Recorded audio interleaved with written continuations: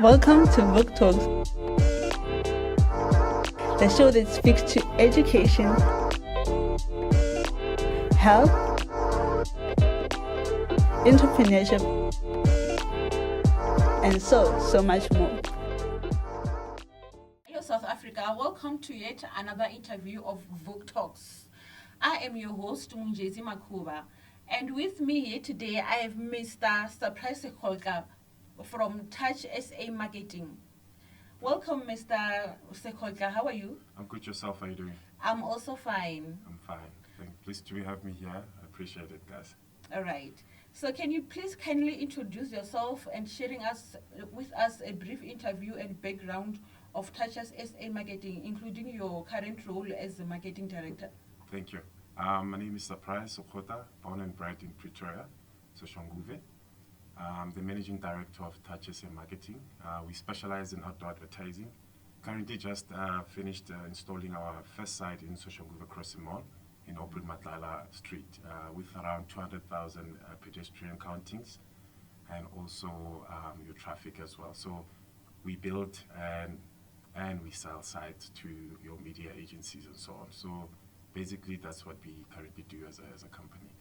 All right. And why the name Touch SA Marketing? Well, Touch SA came to me when I was so, fascinated about helping other businesses to profile themselves better. And so it's just to say I want to touch South Africa. It takes one to teach another, and also just to, bring about your SMMEs into the spotlight and then just growing the economy and participating accordingly. That's what I go about the Touch SA Marketing. All right. Can you share with us what inspired you to have a qualification in marketing? Well, I think marketing is, we all are marketers. We're all doing sales every day of our lives.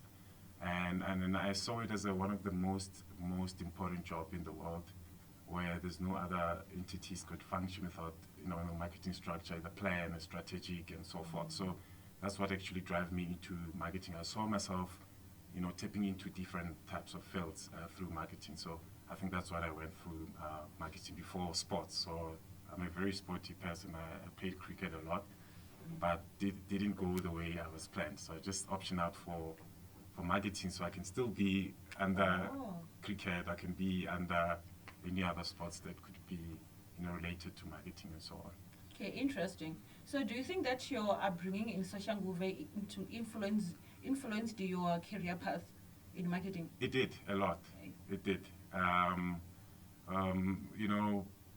Growing up in a township, there's a lot of challenges. Not just like you're struggling to go into town to look for work and so forth. It also has to do with your surroundings. I mean, you get people who are very positive, and then you get people who are very negative in terms of uplifting each other. Someone will tell you, say, like I said, how I started this journey. I told my friends, while we're sitting at the corner, or like, I want to get into the outdoor advertising industry. One person is like, oh wow, this is nice. Another person will say, do you know how much it will cost you to do that? So it's just like saying it's going to be impossible for you to do that. So that actually drive me to actually start with the journey into the outdoor advertising industry.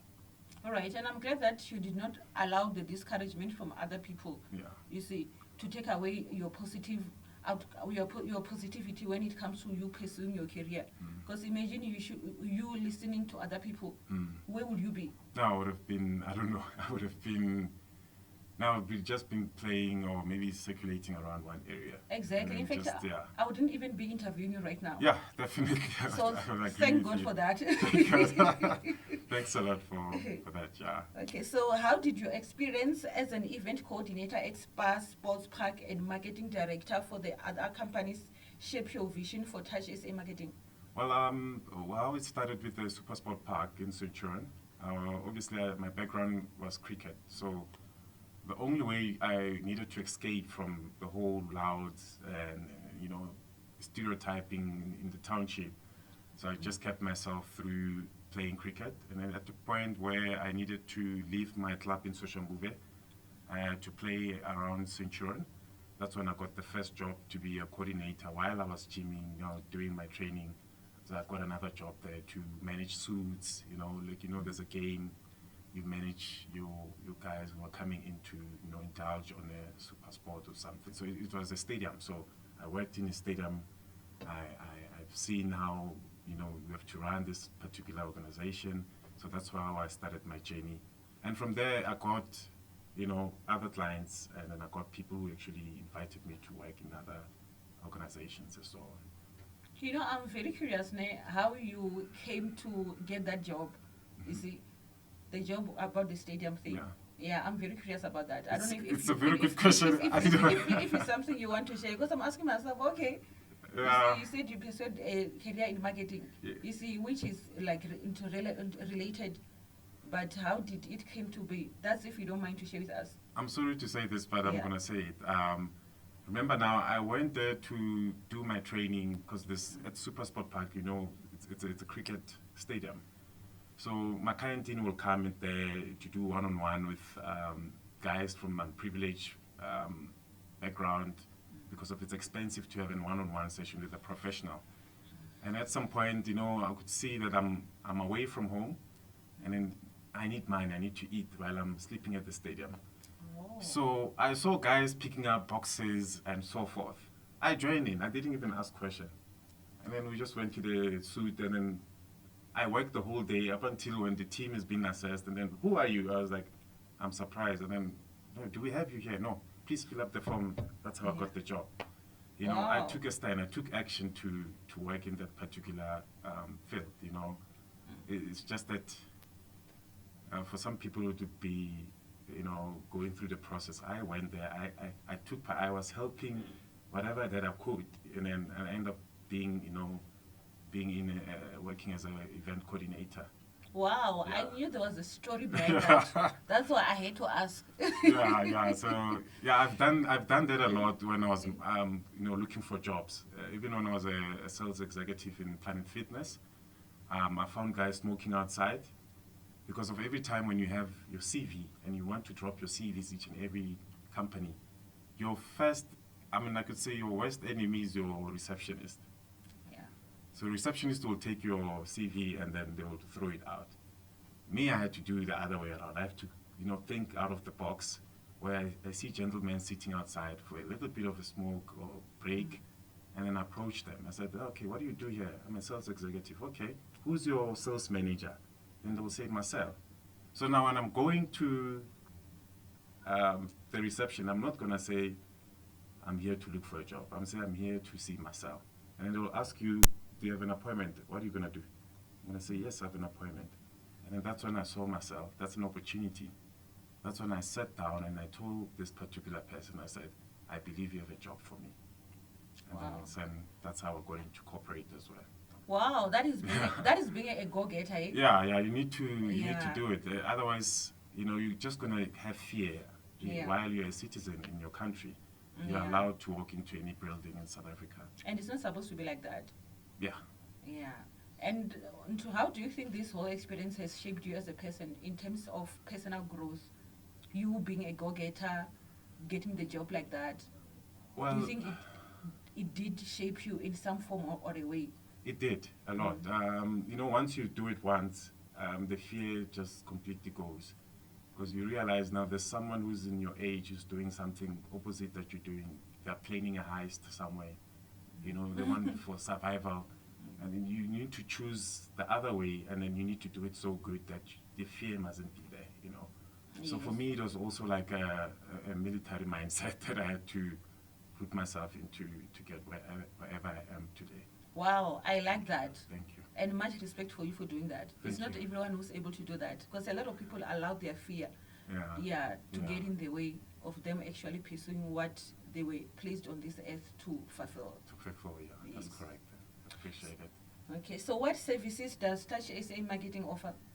Well, obviously when we started, we were helping companies to profile themselves better, like your corporate identity, your logo, your image, branding, and so forth. So we help a lot of companies in Soshanguve, where today they're into property, some they're actually So it's good to see your image out there. Some, they're in spa, there are brands that we actually helped, that are actually on the shelves as we speak. And then the only problem that came about when you have such particular services is that now today you're getting 30,000 or getting 10,000 from this particular client. You need to be able to manage it so you can go a long way. So I saw it as a problem. I was like, no, I don't think we'll survive, because we'll need some sort of an asset in the company that could generate revenue or that could actually amplify whatever job that we do. And we can showcase whatever that we've been doing. So it's pretty much content creation, corporate identity, and outdoor advertising at this stage. Wow, interesting. So as a beneficiary of MDDA, Yes. how has the institution supported your growth and development? Yeah, it did. It did so much. Previously, when I sat on the 6th when we did our report, I stated that I think the state is not putting the work that it's doing out there. Where there's so much noise in the social media industry. When you see something that it's just advertised on social media, that it's a government thing, you don't even pay attention. You're just gonna flip it out. Yeah. You're gonna focus on other things. So my journey throughout, finishing up the diploma and then getting into the work environment, I realized that there's an academy in this particular institution under government.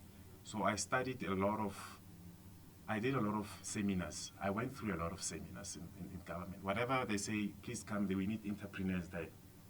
I used each and every opportunity to attend those particular services. So I must say I'm one of the beneficiaries that I could say I used almost everything amongst the government to succeed. Yes, and just in case if you're wondering what MDDA stands for, it stands for Marketing, Digital and Advertising Association. Yeah, media diversity, and so it's a media diversity, so it advocates for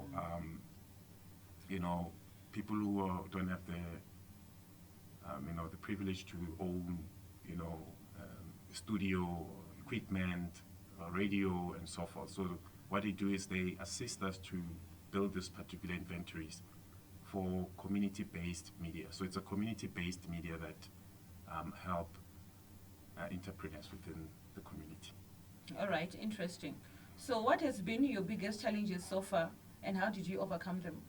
My biggest challenges so far within this project, which took us around 4 or 5 years to complete, where now we got funding from EDF and the MDDA, was around like 1 million. And then we needed 2.5 million to build this particular inventory.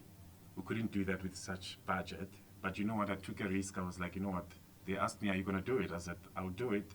I'll do it because I've already built up a network. I was reselling for other companies like your Relative Media, Face First. I was reselling other people's sites. So already made a network where now I'm meeting up with engineers, I'm meeting up with this particular people that could actually help us to build this particular billboard that is sitting now, which is a 6x3 in Sekgota crossing. So yeah, I feel like reselling actually helped us to minimize the cost. Because now when you go into the service provider now, you now have, that little bit of privilege to, they can understand where you're coming from. Wow, that's interesting. Yeah. And do you think to Touch SA marketing have some sort of influence when it comes to addressing certain social issues, when it comes to social movement, issues like crimes or teenage pregnancies, those kind of issues? Well, how can I put it? I need to put it in a way that it's, how can I put it? I feel like we're still in the journey. Like I said, there's a lot of things that needs to change in the mindset around the township, how we think and how we name our cities as well. I think I've mentioned that before our interview, where now Sekgota is so big. Now you're sitting with a lot of blocks, different mindset. But for me, it was just to see the message going out there with this particular platform. and which is what I'm still fighting with the GCIS to get those kind of campaigns where now they're teaching about this particular places where teenagers or whoever that could get some sort of a knowledge or some sort of assistance. So if you don't put it out there, people won't know. They only see the ones that you pass. You see when you pass the abortion, what, you see those smaller things. Yeah. Those guys are good in marketing because of people know about them. What are we doing as a community to tell our story? That's another thing that we still have a long way to actually showcase. Whatever that we do here, it needs to go out there. People need to see there's people who are doing this people who are tapping into this particular market. So I feel like we still have a journey to do so, and then it takes us as a team, it takes all of us to showcase that particular, Yes, definitely. Yes, yeah. So what advice would you give to entrepreneurs and marketers? Oh, entrepreneur, marketers, it's not easy, guys. It's impossible up until it's done. I always use this. I've been driven by Nelson Mandela's quotes for the past years, and they kept me going. I could understand some of the things he didn't. He had conversation to himself, and then I took it upon, and I was like, let me just, live beyond this particular quotes. Take out the fear. Participate. Do something. If there's a pothole there in your area, just do something there. Like close something, yana. Every little thing, it starts little, like making your bed. It starts by making it. Once you do your bed, it tells you to do another thing, and another thing, and another thing, and another thing, and another thing. And then that's how you become whoever that you want to be. Wow, interesting. Yeah. Well, I love the fact that you are into a go-getter and that you are even referencing Nelson Mandela. Yeah. So it shows that you are a very driven person, which is very interesting.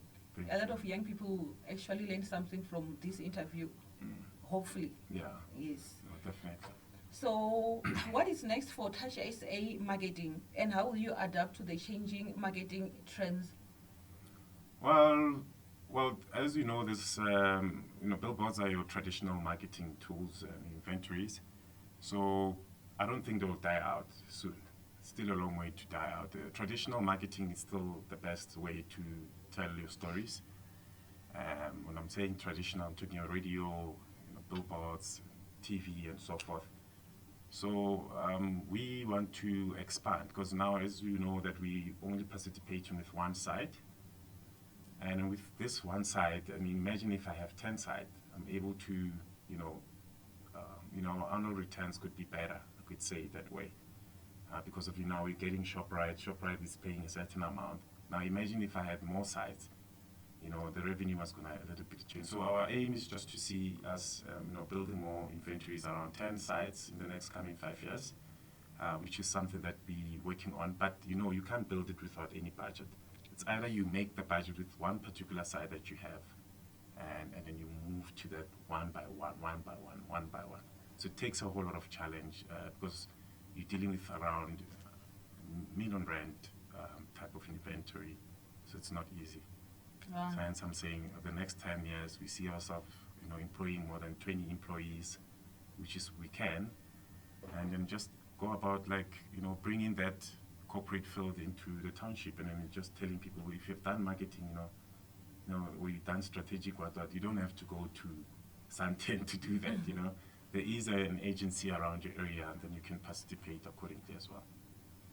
Okay. So do you have sponsors that are sponsoring your company? The only sponsors that we have at this stage, it was the EDF and the MDDA, which is now also sitting with overheads of around maybe 2, but we almost done. Yeah, so partnership will do. Maybe it's maybe there's activities around the area. We can partner with other big companies if they want to just bring about stability in our community. We're willing to do so and work with them as we go. Interesting. So do you provide any graduate opportunities? I only assisted one student where they wanted to do their intern and so on through this graduate program. So yeah, I think we did assist a couple of students there where we help them how the PR works. And even though we're not high on PR, but it's pretty much more about the same industry that we're working on. Shaping the companies, giving the image, profiling other businesses. Oh, interesting. Thank you. So, is there a transformation happening within your sector in terms of empowerment? Is there any transformation? I could say for now, I will speak with what I know for now. I wouldn't speak for something that I don't know.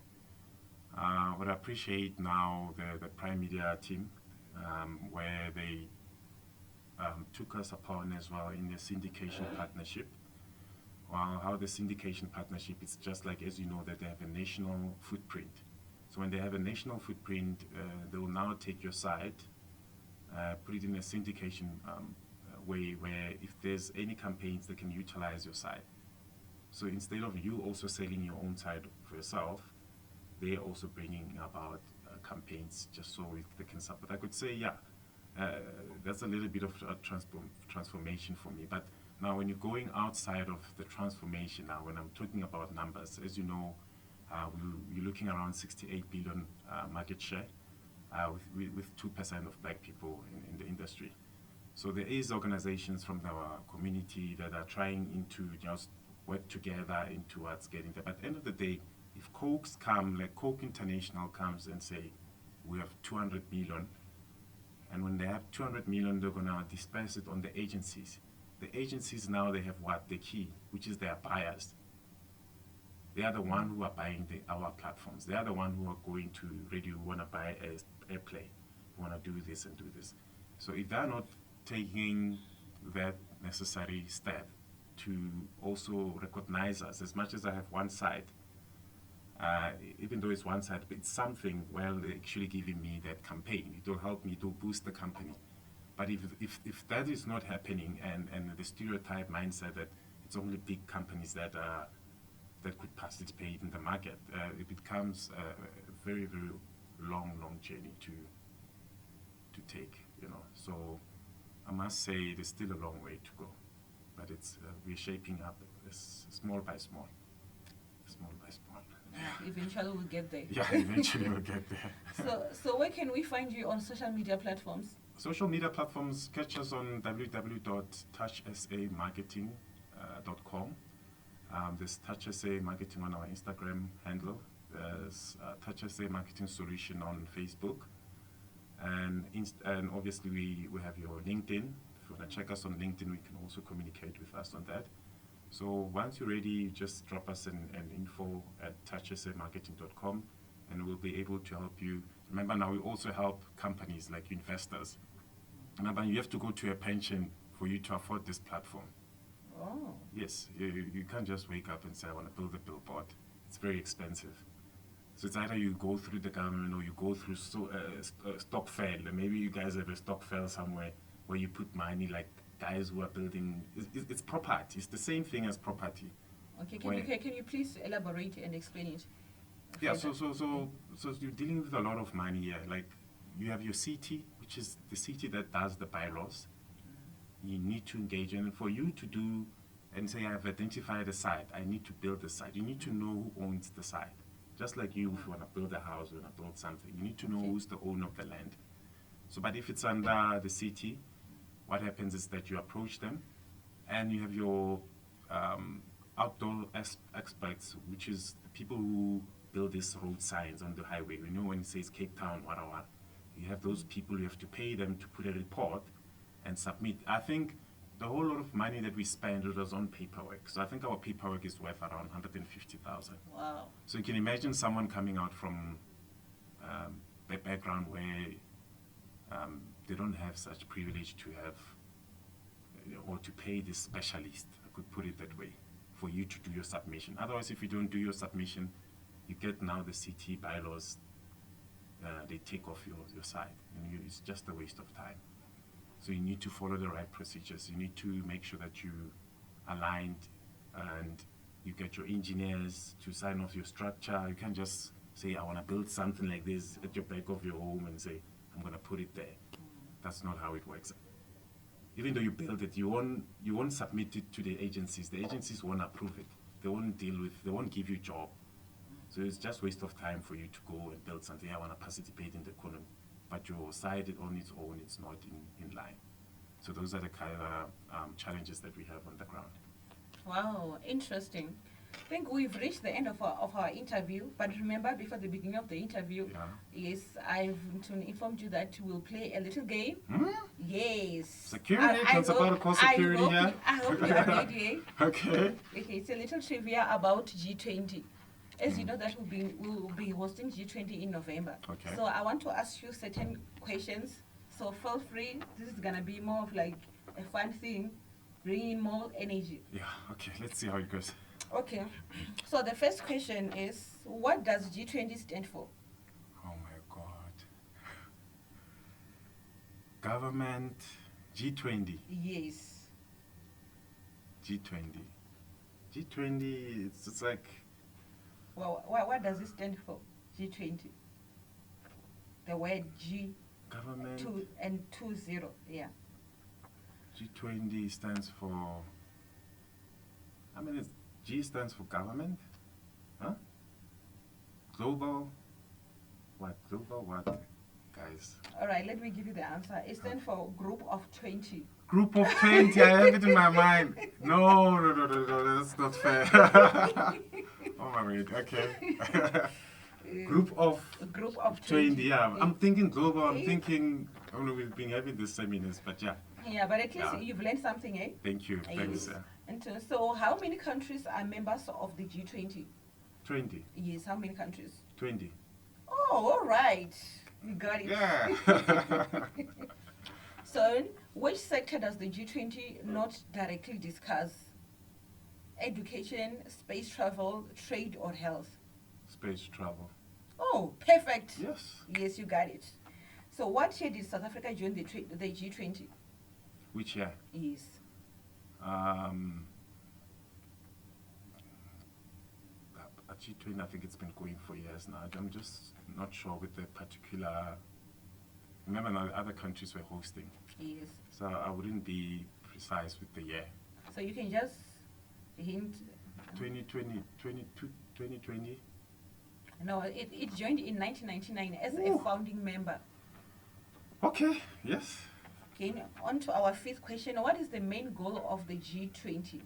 The G20, when I see G20, such heads coming together, is to try, go about geopolitics, also, opportunities for businesses, agriculture, manufacturing, and other aspects, just so to grow economies. It's sort of like a partnership, where trading, instead of you trading only with this particular nation, it gives that synergy where they bring about investment into the country. So that's what I pick out. All right, not bad, not bad. So it is to promote international financial stability and sustainable economic growth. So you see, you were there. Very good. Exactly.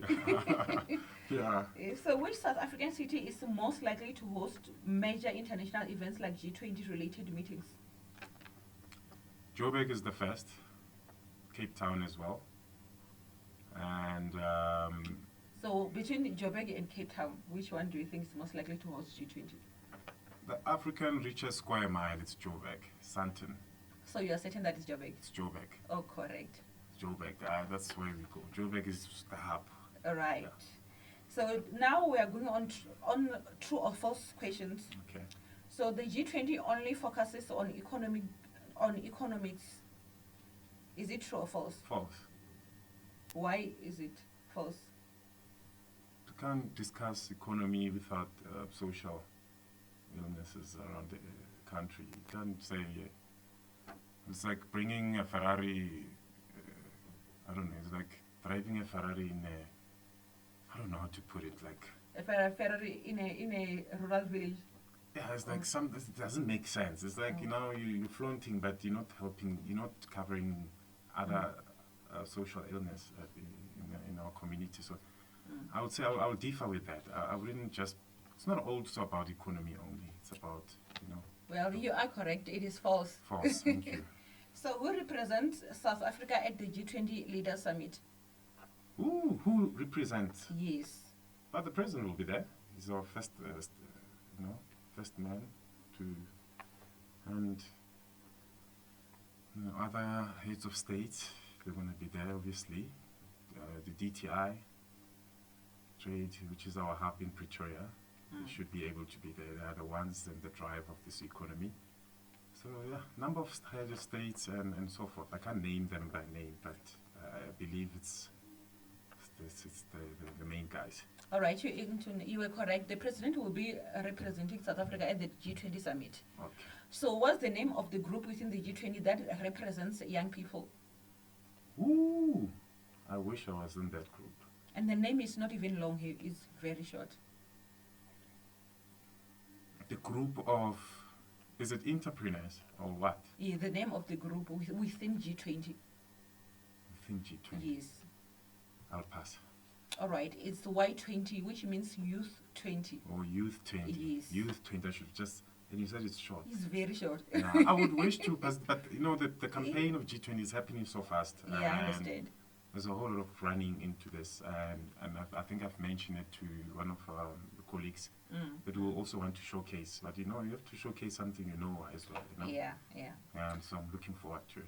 And on to our last question: which continent has the fewest G20 member countries? Ooh, in our continent. Yes. Oh,